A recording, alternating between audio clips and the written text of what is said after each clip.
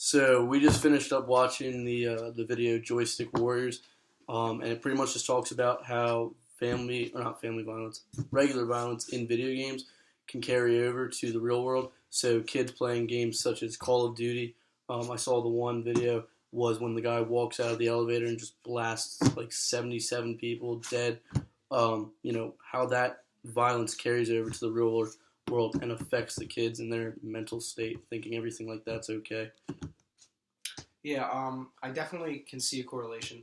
I know that there's a reason that there's games that are made for mature audiences, teen audiences, and stuff like that. However, I feel like those guidelines are kind of been like in today's world have been kind of like faded, and it's like almost anyone can go in and purchase a game at any age, regardless of what the game requires or the store requires, because they can just have someone go get a game for like an older brother go get a game for a younger brother and have the younger brother play it. So I think there should be more guidelines in logging into those violent games and being able to disable it so younger people under the age of let's just say 18 can't play gun-related games.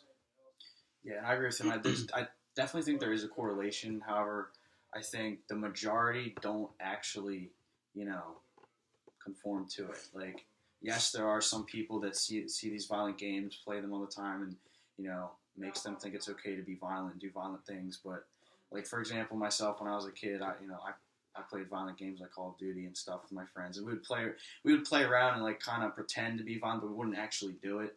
So it's like it's for me, it's yes and no. Like, yes, there are people that do conform to it, but I think the majority of the people out there don't. So yeah, and to go off that, I think it does really just come down to the person that's playing the game. It depends on how mentally stable they are. If they're not mentally stable, then yes, they're going to go in that path of violence.